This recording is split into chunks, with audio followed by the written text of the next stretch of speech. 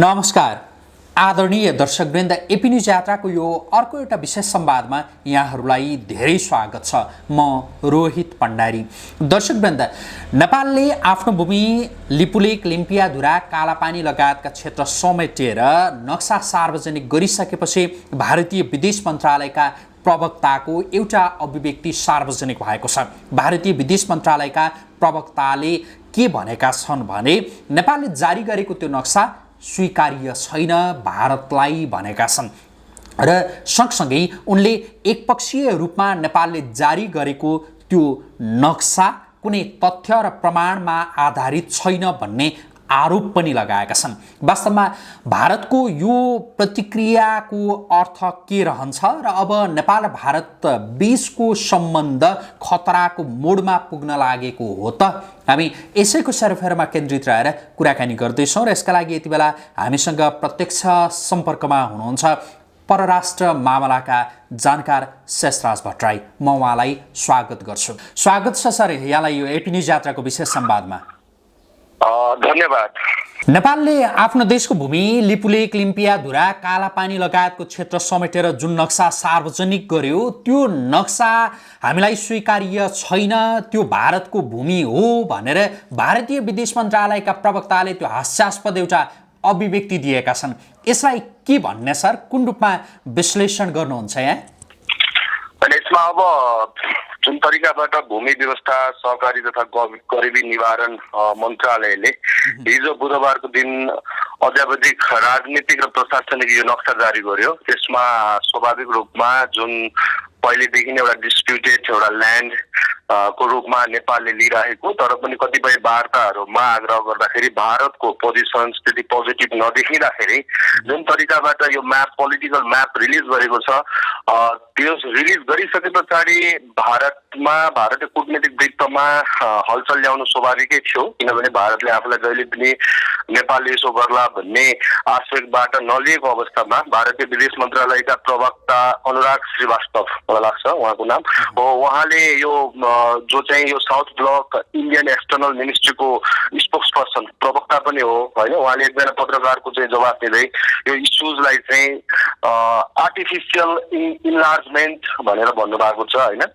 Artificial enlargement of territorial claims will not be accepted by India भन्ने खालको एउटा कुरा गर्नुभएको छ। त्यो स्वाभाविक रूपमा हाम्रो नेपालको हाम्रो कामलाई अथवा यहाँको जुन डिसिजनलाई उहाँहरूको एउटा प्रतिक्रियाको रूपमा एउटा लिन सकिन्छ। यसलाई भारतले गरेको यो जारी गरेको परिमार्जित यो नक्सामा यो भारतीय भूमिको हिस्सा समावेश गरिएको भन्ने नोसनबाट उहाँहरूले काम गरेको देखेको छ। भारतले यो ऐतिहासिक तथ्य र प्रमाणमा यो आधारित छैन भनेर भनेको छ होइन, श्रीवास्तवले त्यो भन्नुभएको छ। अब यो हुन त उसको त्यो दाबी उसले गर्ने त्यो पाटो रहला होइन, यो उसले भन्ने कुरा त्यही नै होला, तर अब चाहिँ यो घटना परिस्थितिहरू कुन ढङ्गले अगाडि बढ्ला के भन्न सकिन्छ सर? अब के होला? होइन, अभियसली अब जे कुराहरू देखिरहेको छ यसमा, यसले एउटा दिशानिर्देश तयार त गरेको छ नेपालको कूटनीतिक वृत्तमा।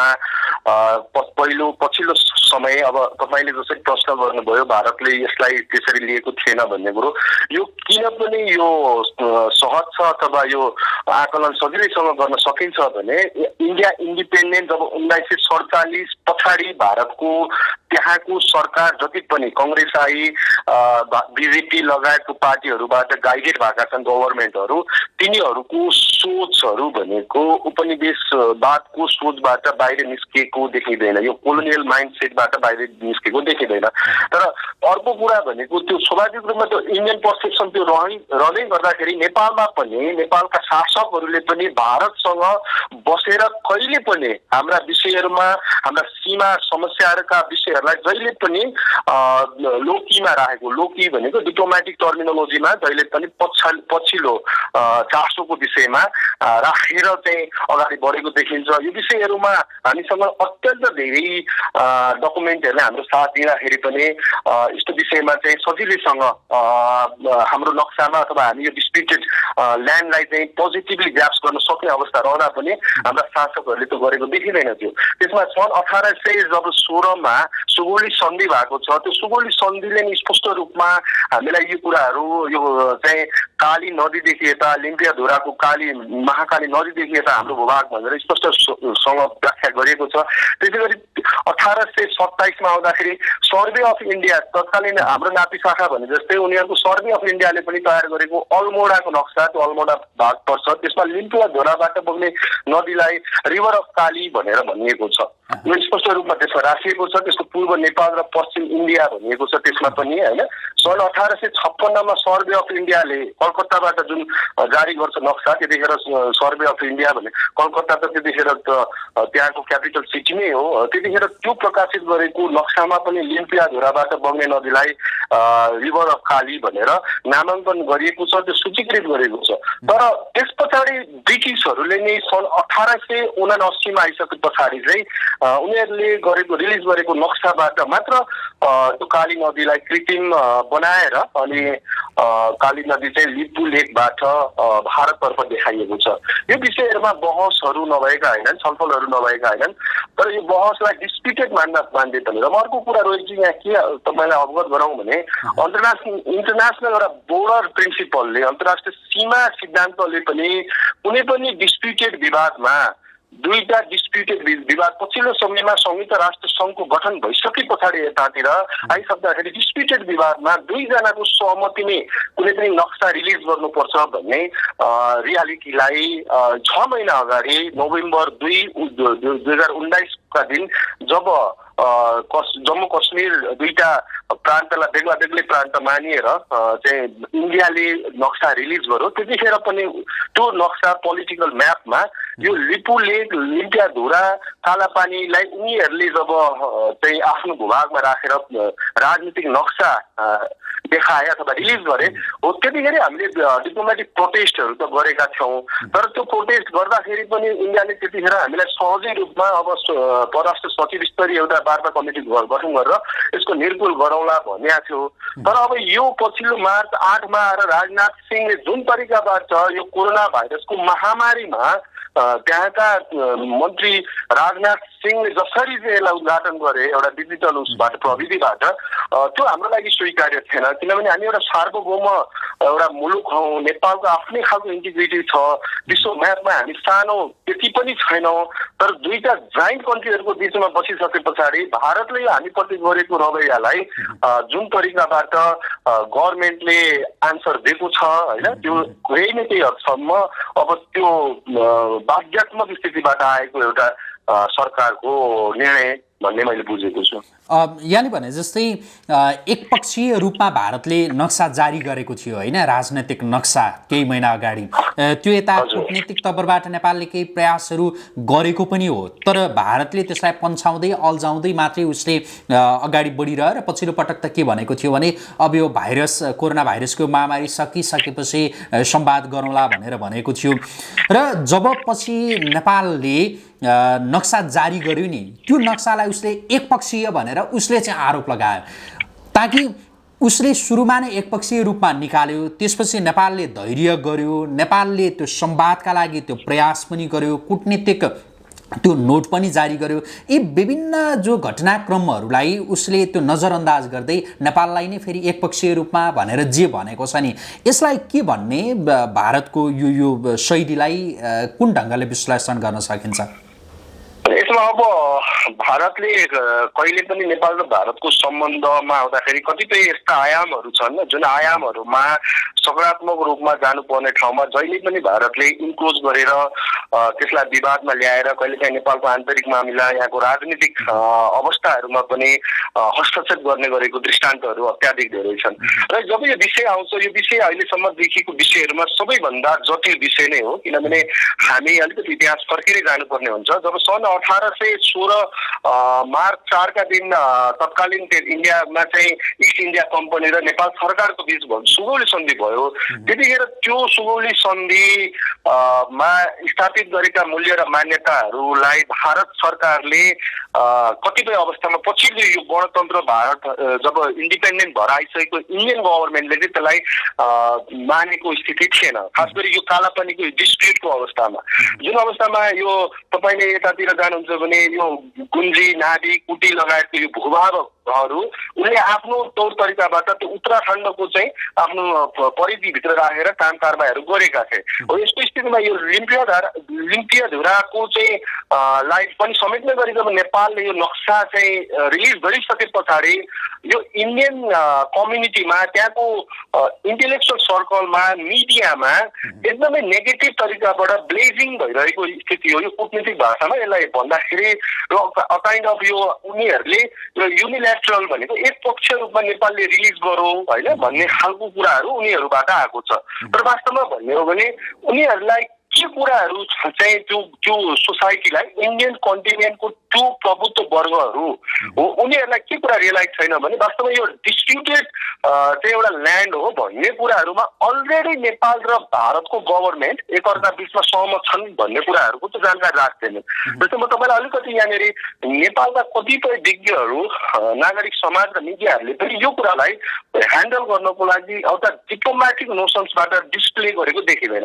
म तपाईँलाई अवगत गराउँ 2014 को अगस्तमा जब नरेन्द्र मोदीले तत्कालीन अवस्थामा पहिलोचोटि चुनाव जितेर उनी प्रधानमन्त्री भइसके पछाडि नेपालको भ्रमणमा उनी आए र त्यो भ्रमणमा आउँदाखेरि उनी र नेपालको बीचमा भएको कतिपय वार्ताहरूलाई प्रेस रिलिज गरेर राख्यो। त्यो प्रेस स्टेटमेन्टमा स्पष्ट रूपमा कालापानीलाई डिस्प्युटेड एरिया भनेर मानिएको छ।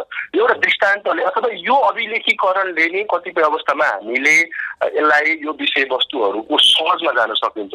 तर जब 2014 मा त्यति हुने बित्तिकै प्रधानमन्त्री मोदीले विश्वव्यापी आफ्नो चाहिँ इन्डियाको चाहिँ प्रभुत्वलाई अगाडि बढाउने सवालमा जब उनी विश्वव्यापी रूपमा जान्छ र त्यसै गरी उनी मोदी बेजिङमा पुग्दाखेरि चाइनाको बेजिङमा जब सी जिनपिङसँग उनको 2015 मा जब उनीको बीचमा एउटा सम्झौता हुन्छ त्यो सम्झौतामा यो बाटोको विषयमा त्यहाँनिर स्पष्ट रूपमा एउटा एग्रिमेन्टमा यो बाटोको विषयमा पनि केही कुराहरू उल्लेख छन्। लिम्पियाधुरा हुँदै उत्तराखण्डबाट हुँदै जब तिब्बतसम्म जाने बाटाहरूको विषयमा दुईटा देशहरूको बीचमा भएको सम्झौतालाई त्यतिखेरकै गभर्मेन्ट जतिखेर नेपालबाट परराष्ट्र मन्त्री महेन्द्र बहादुर पाण्डे हुनुहुन्थ्यो उहाँले यसलाई डिप्लोमेटिक नोट अफ प्रोटेस्ट होइन यसलाई प्रोटेस्ट नोटको रूपमा स्पष्ट रूपमा हामीले तपाईँहरूको यो सम्झौताको बीचमा हामी यो उल्लेख यो बुदासँग हाम्रो असहमति छ भनेर लेखिसकेको कुराहरू। जब त्यो कुरालाई पनि तत्कालीन चाइनाले यो विषयमा छलफल गर्न सकिन्छ भनेकै हो, तर नेपालले यो विषयमा इन्डियाले यो विषयमा कुनै पनि तारतम्यता देखाएको थिएन। र 81 महिना अगाडि यसरी नक्सा रिलिज गर्दाखेरि यो डिस्प्युटेड एरियालाई उनीहरूले जब आफ्नो ठाउँमा राखे र राखिसके पछाडि र पछिल्लो समयमा त रोडै बनाएर उनीहरूले इनागुरेट गरिसके पछाडि अभियसली यो नेपालको पक्षमा छैन र इन्डियाले भनेको कुरालाई हामीले पर्खेर बसेरै अगाडि बढेका हौँ। र सँगसँगै अर्को कुरो भनेको यो डिप्लोमेटिक तहबाट जब कुनै पनि कुराहरू रहँदैनन् भने पछाडि एउटा सोभरेन नेसनले आफ्नो भूमि जोगाउनको लागि जे प्रयत्न गर्नु पर्थ्यो त्यति यो अवस्थामा प्रधानमन्त्री केपी शर्मा ओलीले त्यो गरेकै हो। अब इन्डियाको यो प्रतिक्रिया आइसकेपछिको अवस्थामा अब नेपालले तत्काल चाल्नुपर्ने कदमहरू के हुनुपर्छ ताकि इन्डिया त्यो हाम्रो भूमिबाट पछि फर्कनका लागि बाध्य होस्? यसमा बुझिनु पर्ने कुरो चाहिँ के हो भने प्रवक्ताको हैसियतले उनले मिडियालाई प्रश्न दिएका हुन्। यसको लिखित कुनै पनि डकुमेन्टेड कुराहरू नेपाल सरकारलाई इन्डियन गभर्मेन्टको अप्रोच के हो भन्ने खालको कुराहरू चाहिँ आइसकेको स्थिति छैन। तथापि अब इन्डियाको जुन नोसन छ खास गरी सीमाका कुराहरूमा त्यो सेन्सिटिभ एउटा अप्रोच उसले राख्छ नै। त्यो सेन्सिटिभ अप्रोचलाई अब पछिल्लो समयमा जुन एउटा पोलिटिकल वृत्तमा यो खालको टेन्सन रेज भएको छ यसलाई अब डिप्लोमेटिक सेक्टर अथवा हाम्रो डिप्लोमेट्सहरूले यसलाई कसरी निराकरण गर्नुपर्छ भन्ने सवालमा जानुपर्छ। म यतिखेर नेपालको इतिहासमा यदुनाथ खनालको सम्झना गर्दैछु, जो कतिपय अवस्थामा व्यक्तिको एउटा डिप्लोमेटको क्रुसियल एउटा चाहिँ प्रेजेन्सले पनि यस्ता खालका डिस्प्युट्सहरूलाई निराकरण गर्न सक्छ। रोजी जस्तो नेपाल र भारतका बीचमा योभन्दा अगाडि यही तहको हुन्छ नि त्यो यो विमतिको अवस्था, यही तहको जुन पछिल्लो जुन तह हेर्ने हो भनेदेखि एक खालको त्यो सम्बन्ध अलिकति त्यो क्रिटिकल अवस्थामा पुग्न खोजेको हो कि भन्ने देखिएको छ। योभन्दा अगाडि यस्ता घटनाहरू त्यो सम्झन सकिन्छ ताकि कुन कुन समयमा यस्तो भएको थियो?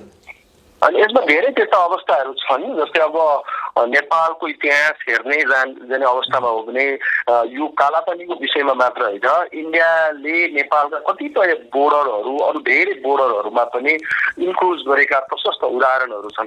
तर यहाँ अलिकति अब कतिपय अवस्थामा त नेपालको पोलिटिकल डेभलपमेन्ट जतिखेर हुन्छ, नेपालमा ऐतिहासिक राजनीतिक घटनाक्रमहरू हुने क्रममा इन्डियासँग गरेका सन्धि सम्झौताहरू पनि सधैँभरि नेपालको हित भन्दा पनि उनीहरूले आफ्नो स्वार्थसँग गर्छन् र नेपालले सन्धि सम्झौतामा जहिले पनि राष्ट्रका विरुद्धमा गर्नुपर्छ भन्ने यस्ता नोसन्सहरू पनि छन्। त्यसका विषयमा फेरि बहस गर्न सकिन्छ।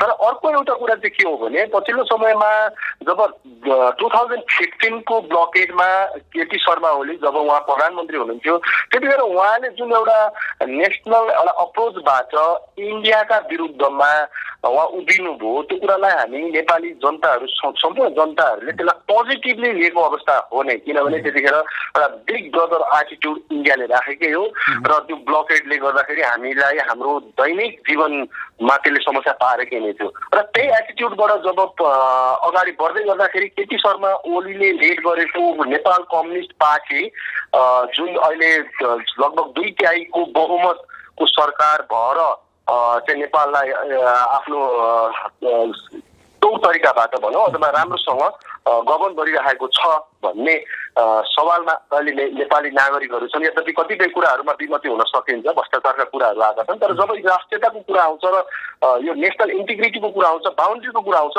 सरकारले लिएको स्टेपहरू एकदमै जबरजस्त छन्। नेपालको इतिहासमा यस्ता विरलै घटनाहरू हुन्छन्। हो यसरी जाँदाखेरि अब यो त्यतिकै चाहिँ आएको होइन, यसमा धेरै कुराहरू अहिले प्रधानमन्त्रीले त्यतिकै लहरको भरमा यो रिलिज गरेको अवस्था होइन। यसरी हेर्दाखेरि अब अहिले योभन्दा अगाडि चाहिँ तपाईँले के बुझ्नुपर्छ भने रोहितजी, हामीले यो जुन सरकारले जुन रिलिज गर्ने अवस्था आयो, यो कुरालाई चाहिँ संसदीय समितिहरू, अन्तर्राष्ट्रिय सम्बन्ध समितिहरूले पनि परराष्ट्र मन्त्रालयले पनि रिलिज गर्नको लागि अलरेडी आजभन्दा 1-1.5 वर्ष अगाडि नै यो सहमति दिइसकेको अवस्था हो र नापी विभाग पनि आजभन्दा 6 महिना अगाडिदेखि नै काम गर्नको लागि अगाडि बढेको हो। किनभने तपाईँलाई थाहा छ हामी पछिल्लो अवस्थामा नेपालको संरचना, राजनीतिक भूसंरचनामा हामी नक्सामा चाहिँ केही कुराहरू परिवर्तन भएका छन्। खास गरी हामी संघीयताको मामलामा जाँदाखेरि यो नक्सा रिलिज गर्ने उपयुक्त बेला यो थियो या थिएन त्यसको फेरि डिबेट गर्न सकिएला। र जुन तरिकाबाट प्रधानमन्त्री केपी शर्मा ओलीले जुन तरिकाबाट पार्लियामेन्टमा जुन तरिकाबाट प्रस्तुत गर्नु भएको छ, त्यसमा केही वर्डहरूमा इन्डियाले धेरै नै ठुलो आपत्ति जनाएको छ। त्यहाँको कूटनीतिक इन्गेजमेन्टमा रहेका मान्छेहरूले त्यसलाई नेगेटिभली भनेका छन् र साथीले बोल्ने कुरा यो प्रधानमन्त्रीले बोलेका छैनन् र यिनी चाइनाबाट चाहिँ निर्देशित भएर चाइनाको इसारामा चलिरहेका छन् भन्ने नोसनबाट उनीहरूले काम गरेको छन्। यो कुराको समस्या यसरी देख्न सकिन्छ। यद्यपि हामीले फेरि पनि एउटा मोरल बुस्टअप गर्नुपर्छ। हामीले धेरै वर्षौँदेखि इन्डियाको एउटा पर्सेप्सन्सबाट ब्रिजेड भएर अगाडि बढेका छौँ। त्यस्ता उदाहरण तपाईँको प्रश्न थियो, यस्ता धेरै इन्स्टान्सेसहरू खोज्न सकिन्छ। जस्तो सर मैले यहाँलाई रोकेँ, अब चाहिँ नेपाल र भारतको त्यो सम्बन्ध एक हिसाबले भन्यो भने खतराको मोडमा पुगेको हो, ताकि इन्डियाले पनि दाबी गर्ने, नेपालले पनि दाबी गर्ने, इन्डियाले पनि नक्सा जारी गरेको अवस्था, नेपालले पनि नक्सा जारी गरेको अवस्था खतराको मोडमा पुगेको हो। त्यस्तो पक्कै पनि होइन, किनभने अब यसलाई अलिकति कूटनीतिक पक्षबाट एउटा सैद्धान्तिक पक्षबाट जानुपर्ने हुन्छ र कुनै पनि विवादहरू पछिल्लो समयमा हामी एउटा इरामा छौँ। यो खतरा बोर्डर चाहिँ डिस्प्युट्सहरू त्यसमा लडाइँ हुने कुराहरू इन्डियाले नेपाललाई हडप्छ कि यसले हामीलाई चाहिँ अब अझै समस्या बनाउँछ कि भन्ने कुराहरू पत्रिकै होइनन्, किनभने सम्बन्धहरू एउटा मात्र सेक्टरबाट आएका हुँदैनन्, एउटा मात्र क्षेत्रमा सम्बन्धहरू रहेका हुँदैनन्। यसका लागि धेरै आयामहरूले काम गर्दछन्। नेपालमा अहिले पछिल्लो समयमा नेपाल र इन्डियाको अवस्था हेर्ने हो भने हामी गोर्खा रेजिमेन्टको कुराबाट पनि इन्डियन गभर्मेन्टले अहिले पछिल्लो समयमा हामीप्रति लिने डिसिजनहरूमा धेरै कुरा सोच्नुपर्छ रोहितजी, होइन? अहिले कश्मीरमा होस्, अहिले पछिल्लो समयमा जुन चाइना र इन्डियाको बिचमा त्यो डोकलाम, सिक्किमको त्यो डोकलाममा आएको टेन्सन आज पनि आएको छ नि, त्यहाँ आज हिजो आजदेखि रेज भएको छ। त्यसमा तपाईँको प्रत्येक फ्रन्ट लाइनमा उभिएर काम गर्ने भनेका नेपाली गोर्खाजहरू हुन्, त्यो सोल्जर्सहरू इन्डियन रेजिमेन्टमा छन्। हो, त्यो एउटा सबैभन्दा ठुलो कुराहरू छ। अर्को कुरा भनेको हामीले नेपाल भारतको सम्बन्धलाई यति सहज रूपमा यति सस्तो तरिकाबाट हेर्नु हुँदैन। हामी त्यही व्यापारिक दृष्टिकोणबाट पनि नेपाल इन्डियाको लागि 7औं ठुलो रेमिट्यान्स प्रोभाइड गर्ने कन्ट्री हो। नेपाल विश्वका 7वटा देश ठुला देशमा उसको नेपाल पनि पर्दछ, होइन? अन्तर्राष्ट्रिय शिक्षा लिने विद्यार्थीहरूको हकमा नेपाल पहिलो नम्बर हो। 26 देखि 30% नेपाली विद्यार्थीहरू इन्डियामा पढ्न जान्छन्। यस्ता धेरै उदाहरणहरू छन् जहाँ नेपालले यसलाई पोजिटिभ, हाम्रा सम्बन्धहरू त्यति परको सम्बन्ध होइन, हाम्रा आफ्नै खालका धार्मिक सांस्कृतिक मूल्य र मान्यता छन्। र अर्को रोचक, तर जब त्यो राष्ट्रियताको सवाल आउँछ, जब भूमिको सवाल आउँछ, होइन, त्यति बेला त यी अरू सबै विषयहरू गौण रहलान् नि त, होइन? किनकि सबैमा, चाहे त्यो इन्डियन नागरिकहरूमा होस् चाहे नेपाली नागरिकहरूमा होस्, त्यो राष्ट्रियता भन्ने विषयले त असाध्यै त्यो रगत उम्लिन्छ नि फेरि। हो, स्वाभाविक हो। त्यसमा त त्यो भएर अरू विषयहरू सबै गौण होलान् कि भन्ने मेरो कतिपय कुराहरूमा। अब तपाईँले यो विषयमा मेरो बुझाइ यदि लिन चाहनुहुन्छ भने मेरो स्पष्ट बुझाइ के हो भने पछिल्लो समयमा डिस्प्युटेड इमेज भएको जुन बोर्डर लाइन छ, त्यो बोर्डर लाइनको विषयमा भारतले गरेका कामहरू कति पनि नेपाली एउटा सार्वभौम एउटा राष्ट्रभक्त नेपालीको लागि त्यो स्वीकार्य छैन। किनभने भारतीय सेना प्रमुखको यदि तपाईँले चाहिँ त्यो विषयमा जुन तरिकाबाट नेपालको अप्रोच के हो भनेर उनलाई सोधियो, है, मनोज मुकुन्द बारबणे भन्ने अथवा नरबणे भन्ने उनी त्यहाँका सेना प्रमुख हुन्। यिनले भने समवान एल्स बिहेस्ट भनेको छैन। बिहेस्ट अफ समवान एल्स भनेको त एकदमै ठुलो कुरो हो। बिहेस्ट अफ समवान एल्स भनेको उनले चाइनालाई भने हो, कसैको निर्देशनमा यो काम गरे हो नेपालले। यो टेम्परमेन्टबाट उनीहरू अगाडि बढेका छन्। उनीहरू यो कुरा स्वीकार्न तयार छैनन् कि नेपाल एउटा सोभरेन नेसन हो, यसको इन्टिग्रिटी छ। आजसम्म विश्वमा कुनै पनि देशसँग यसले आफ्नो कोलोनियल चाहिँ अप्रोच राखेको छैन, कसैले पनि इम्पोज गर्न सकेको छैनन्। यो नेपाल त्यति स्वाभिमान भएको देश हो। यहाँका नागरिकहरू संसारमा उत्कृष्ट एउटा चाहिँ मोरल भएका मान्छेहरू हुन् भन्ने खालको सोचाइ इन्डियाले ल्याउन सकेको छैन। तपाईँ यो सोचाइबाट यदि इन्डियाको पर्सेप्सन चेन्ज हुँदैन भने नेपाल सानो होला। आज फेरि हामी कोल्ड वारको इरा भन्दा माथि छौँ। आज हामी संयुक्त राष्ट्र सङ्घको चाहिँ सदस्य राष्ट्र हौँ। संसारले हामीलाई हेरेको छ। हामीले पोजिटिभली यो कुरामा इन्डियासँग अहिले पनि डिप्लोमेटिक तहका कतिपय छलफलहरूबाट यसको निराकरण गर्नुपर्छ। तर इन्डियाले जेसुकै गर्छ उसले चाहिँ हामीलाई चाहिँ यसो गर्छ भन्ने डरमा त्यस्ता खालका कुराहरू यो बेला होइन। सेक्रिफाइस त कतै न कतै गर्नु पर्थ्यो, डिस्कोर्समा यो आउनु पर्थ्यो। एउटा नेगेटिभ न्यारेटिभबाट लिड गरेको सम्बन्धमा केही न केही कुराहरू हुनु पर्थ्यो, जुन कुरा यतिखेर भएको छ। सम्बन्ध यही विषयले मात्रै खतराको मोडमा पुग्छ भनेर चाहिँ भन्न सकिन्न, त्यसो भए होइन? अहिले पटक्कै जाँदैन, त्यसरी जानु पनि हुँदैन। ती कुराहरू पटक्कै जाँदैनन्। र डिप्लोमेटिक आजको डिप्लोमेसी भनेको धेरै कुराहरूको डिप्लोमेटिक इन्गेजमेन्टहरू हुन्छ, साना तहगत हुन्छ, पिपल टु पिपल हुन्छ, बिजनेस टु बिजनेस हुन्छ, होइन? अब अर्गनाइजेसन टु अर्गनाइजेसन हुन्छ। यस्ता धेरै कुराहरू छन्। सरकारले सबै इन्डिकेटर्सहरूलाई खोल्नुपर्छ। यस्ता स्टेक होल्डरहरू नेपालका सम्पूर्ण स्टेक होल्डरहरूले आफ्ना क्षमताले आफ्नो कूटनीतिक एउटा डिप्लोमेटिक एउटा चाहिँ स्ट्यान्ड होइन त्यो स्ट्राटेजिक रोल यहाँनिर देखाउनुपर्छ।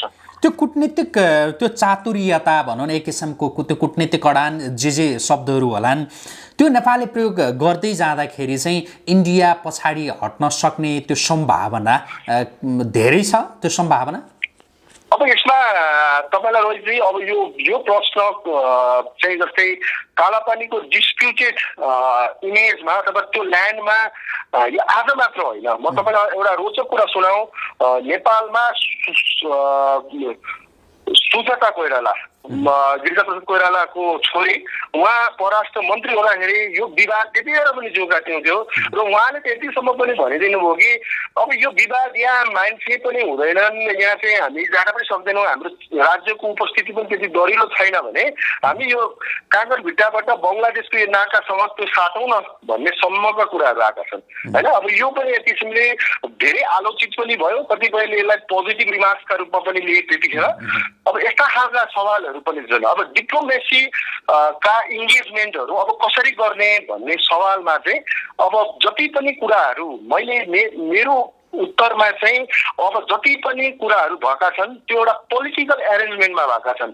प्रधानमन्त्रीले कतिपय कुराहरू सेनापति भारतीय सेना प्रमुखको जवाब दिनुहुन्थ्यो या हुँदैन थियो भन्ने कुराहरू आएका छन् होइन। अब यस्ता धेरै पक्षहरू छन्। अब जस्तै एउटा डिप्लोमेटिक नोट दिँदाखेरि एउटा राजदूत भारतीय राजदूतलाई बोलाएर परराष्ट्र मन्त्रीले किन दिएको भन्ने खालका कुराहरू आएका छन्।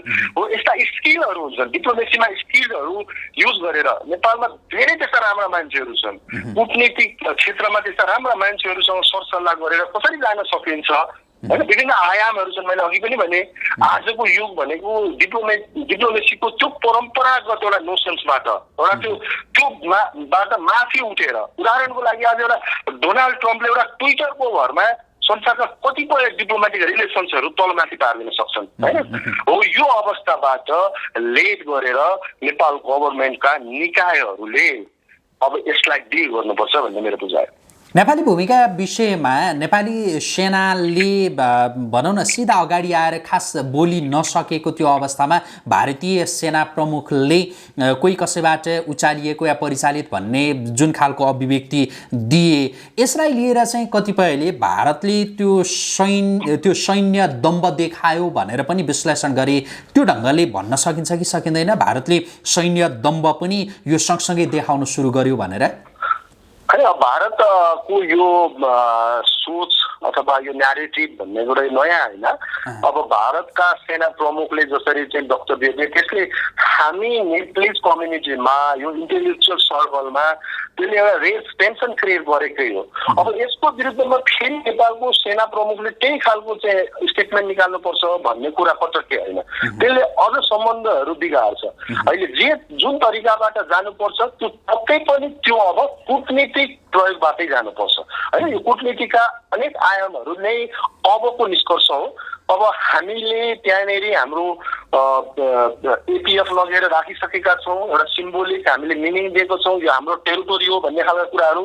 अब हामीले लडाइँ लडेर त्यहाँनिर हामी मान्छे मारेर अब यो डिस्प्युटेड चाहिँ ल्यान्डलाई फेरि फिर्ता ल्याउनु पर्छ भन्ने खालका कुराहरू त फेरि हाम्रो पक्षमा छैनन्। हामी पाकिस्तान पनि होइन, हामी चाइना पनि होइन होइन, हामीसँग त्यत्रो चाहिँ आर्म्सहरू ल्याएर एउटा कन्ट्री पनि होइन, हात हतियारहरू हामीसँग त्यति अहिले अत्याधुनिक हात हतियार भएर हामी अहिले इन्डियासँग लडाइँ गर्न त्यस्तो खालको सोच त्यहाँसम्म पुग्ने बेलै भएको छैन अथवा त्यतातिर पटक्कै जानु हुँदैन।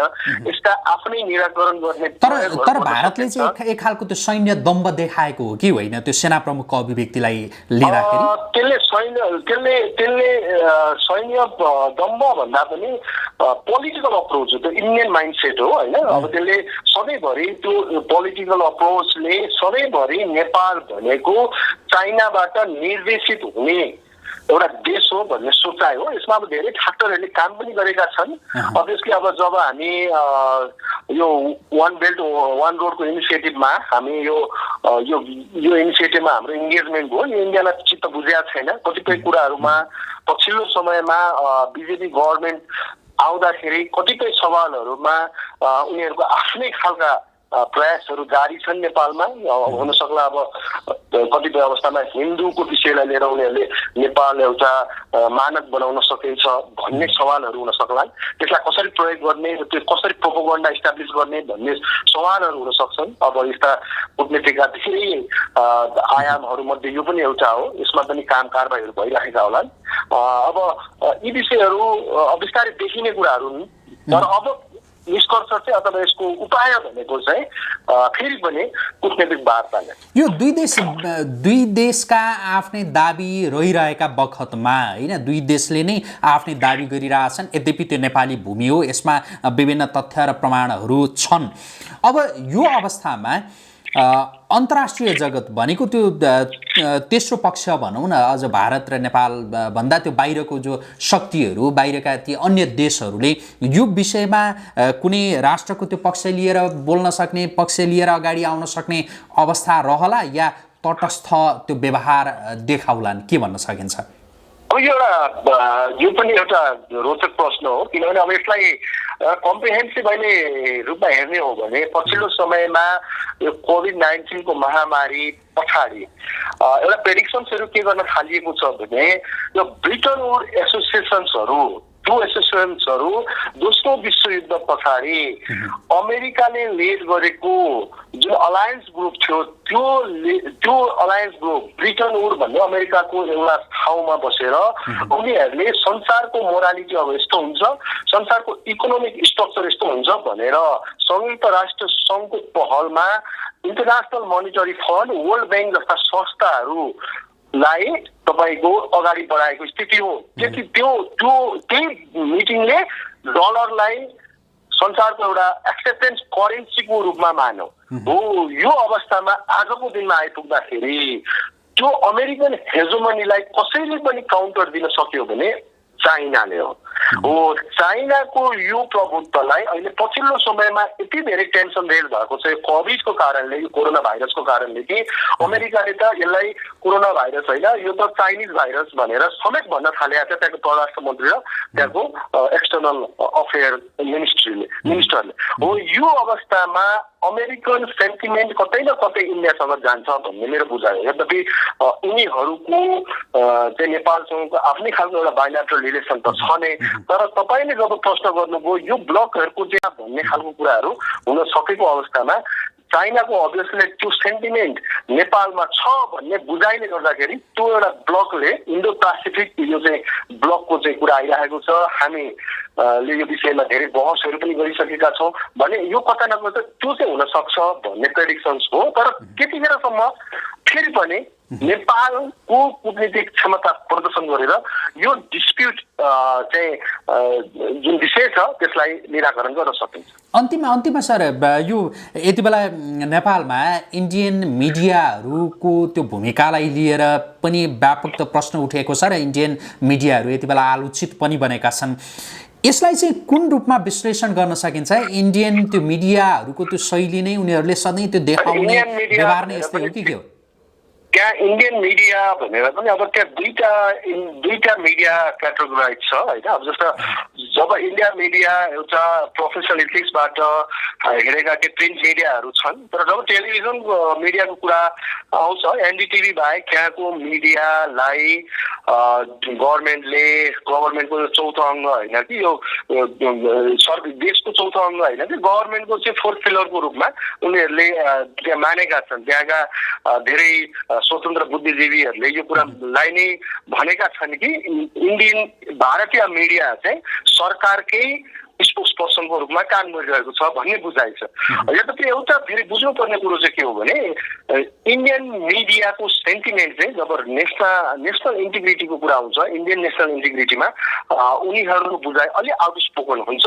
त्यो कुरा स्वाभाविक हो। यसमा अब इन्डियन मिडियालाई बुझाउन सक्ने क्यापाबिलिटिज भएका मान्छेहरू सरकारले चाहिँ अब यो विषयमा विज्ञ भएका माइन्डहरूलाई मिडियामा डेलिभरी गर्न जाँदाखेरि यी मान्छेहरूले मात्र दिने, सरकारका पनि यी मान्छेहरूले मात्र बोल्ने भन्ने खालका कुराहरू गर्नुपर्छ। यतिखेर जसले पाए त्यही बोलेर हुँदैन। मैले भर्खरै चाहिँ हेर्दै थिएँ, तपाईँको हिजो होला मलाई लाग्छ एउटा टेलिभिजन नाम चलेको एकजना पत्रकार होइन अर्नब बस्छानी उनको त्यो टेलिभिजन सेटमा बसेर जुन तरिकाबाट उनले प्रश्न गर्दै थिए एकजना नेपालका नेताले मात्र त्यसलाई सही तरिकाबाट उत्तर दिँदै नेपालका ठुला अङ्ग्रेजी अखबारका सम्पादकहरूको बेहाल थियो। उनीहरू बोल्न जानिरहेका थिएनन्, उनीहरूको उत्तरलाई पोजिटिभली स्ट्रङली राख्न सकिरहेका थिएनन्। यस्ता खालका सवालहरूमा चाहिँ ध्यान दिनुपर्छ र इन्डियन मिडियाको त्यति धेरै फेरि एउटा रियालिटी अथवा एक्सपोजिसन छैन जुन तरिकाबाट BBC, CNN, अल जजिरा भनिन्छ। इन्डियामा तपाईँले कुनै पनि मिडियाको इन्फ्लुएन्सलाई ग्लोबल एरिनामा भेट्नुहुन्न। हुन्छ धेरै धन्यवाद सर यो कुराकानीका लागि हामीलाई जुन समय दिनुभयो यहाँलाई धेरै धन्यवाद। धन्यवाद रोहतजी तपाईँलाई पनि यो अवसरको लागि। हस् धन्यवाद सर। उहाँ हुनुहुन्थ्यो परराष्ट्र मामलाका जानकार शेषराज भट्टराई। उहाँसँगको यो कुराकानीसँगै एपी न्युज यात्राको यो विशेष संवाद अहिलेका लागि यही सक्छौँ। हामीलाई हेर्दै गर्नुहोला। नमस्कार।